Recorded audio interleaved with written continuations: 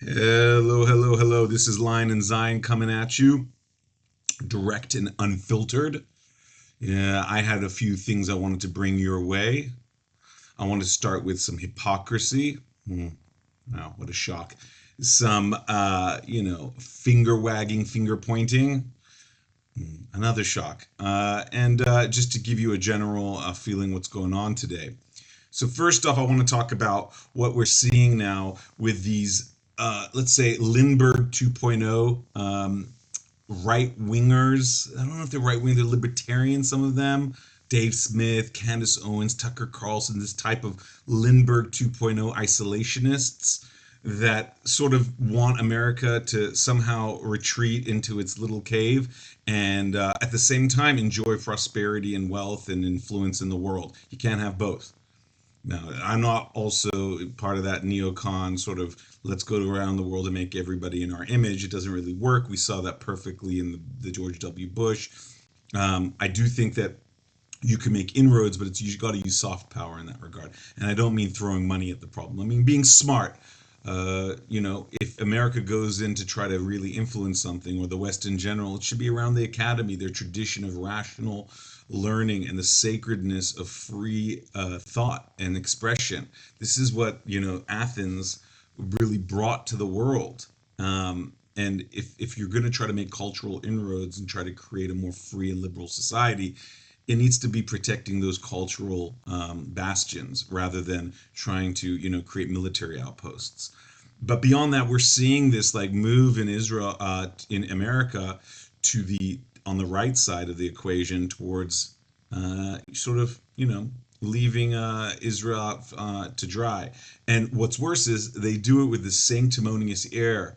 This country's trying to bring us into war, and they're trying to mesh America in its own problems and forever wars.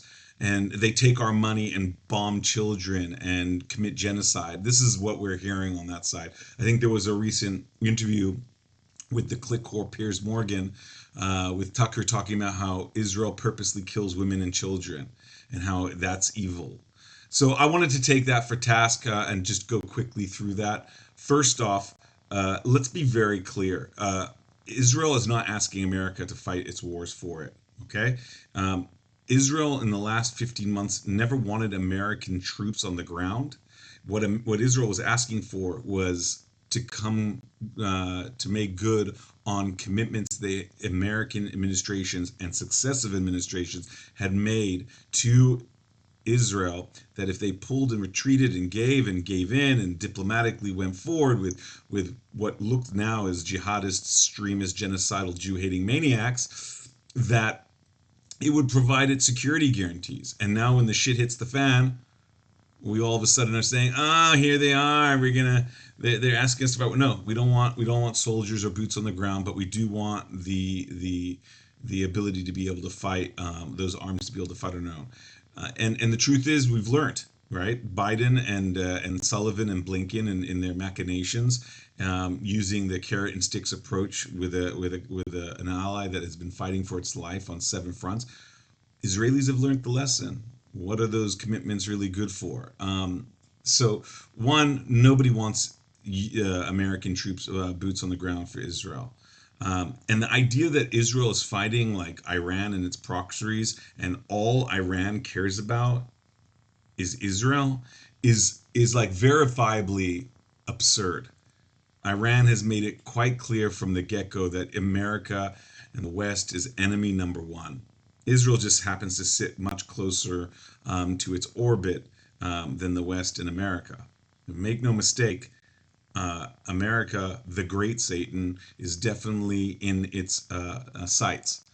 Whether it was the hostages taken right in the beginning of the Khomeini's revolution, to it arming all the Iraqi with IEDs that killed hundreds of servicemen, to directing Hezbollah to take out the Marines in the Marine barracks in Lebanon.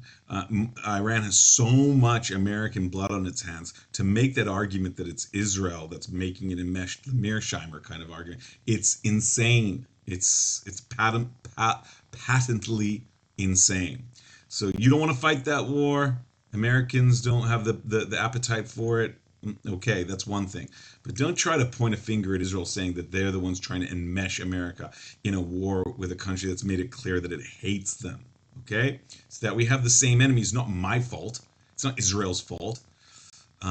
So that's one thing. The other thing is they use the AIPAC, that all this American Jewish money and influencing and getting them to do the Israel's bidding, and this is something really important.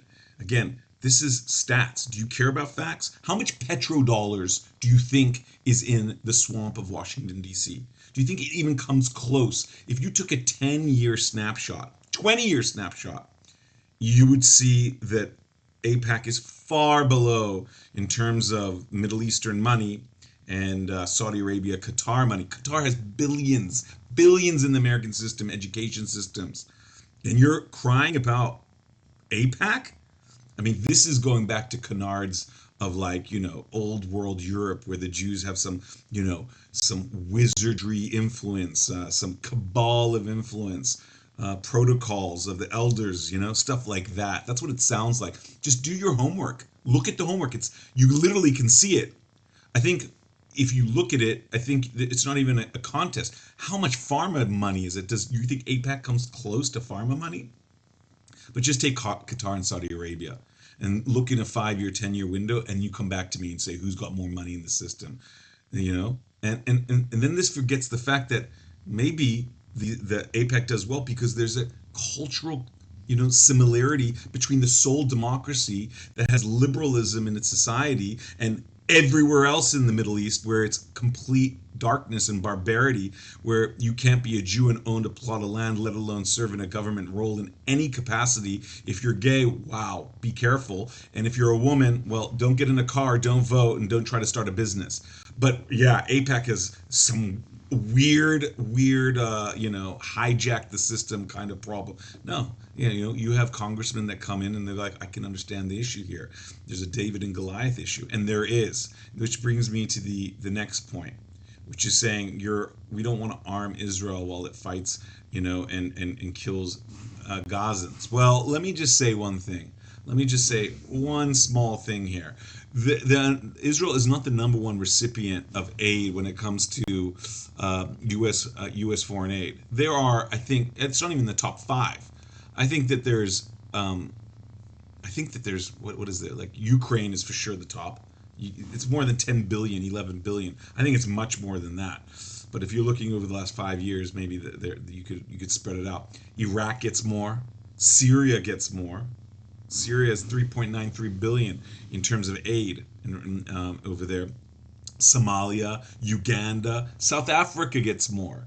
So Colombia's maybe even be before Israel. So that's another thing. And then you get in countries maybe not getting as much Israel, but Mozambique gets 2.7 billion, Bangladesh, Sudan, Zambia, a couple of bill, Afghanistan, Ethiopia, Pakistan gets 1.63 billion, Egypt gets 1.4. Come on, I mean, the West Bank gets 1.1 billion. So you're going to start, making choices. If you took all the Arab countries that get aid from the United States, it's more than they give to Israel. So again, another fact that might make it uncomfortable for your worldview, but it's a fact. And as Mr. Shapiro says, facts don't care about your feelings. So again, proportion, which these people lack. Remember, when you point a finger, 4 fingers are pointing back at you. So this is saying more about you who make these kinds of arguments than it is about Israel and the Jewish influence within the American system. Lastly, and this is the one that I just want to kind of get off my chest because it's really bothering me. You'll hear like the Glenn Greenwalds and the Dave Smiths and the Candace Owens and the Tucker Carlson, when they make their opinion, it's not about how devoid of reality that they are, that Israel is not trying to target women and children. They're doing everything they can to not target women and children. It's the jihadi, mass murdering, mass raping, mass kidnapping jihadists that built a subterranean terror fortress under all of Gaza that are the ones to blame for the innocent suffering, who purposely use these people as human shields And then they use them as PR drones for goons like these people who drink the jihadi water and carry it for them. But it's even worse than that. They make the argument that they're the suffering servant, that they're going against this large, powerful Jewish machine of Hollywood and media and banking and da da da da da. Like, again, going back to the protocols of the Elders of Zion, they're basically saying we're fighting the powerful elites to be able to give you this message against Israel, despite the fact that this message is completely erroneous, filled with distortions, and not dealing with the real facts of the matter. It's that they're champions of freedom of speech, and the other side are the censorists, right? Do you understand how ridiculous this is? You have in the world, let alone just in America, there's 15 million Jews in the world, maybe 16. You have 7 million in Israel. You have 5 million in America. 5 million, it's less than 3% or something. It's like 2% of the population. Okay? You have 57 Islamic states. You have 22 Arab states, 1.5 billion Muslims, half a billion Arabs. You have half of Europe that is not sympathetic to Israel. Half of Europe, that's half of America is not sympathetic to Israel. And you got most of Eurabia, Europe, that is definitely not on the Jew side when it comes to Palestine, at least. And you're supposed to say that you have you are up against the powerful because you think that because Jews have some cadre that are trying to manipulate. It's absurd, and you're virtue signaling it. You have, again, 22 Arab states that will be behind you, 57 Muslim states behind you, basically Europe in your corner, half of America that either doesn't care or is not sympathetic to Israel. And you guys are the David.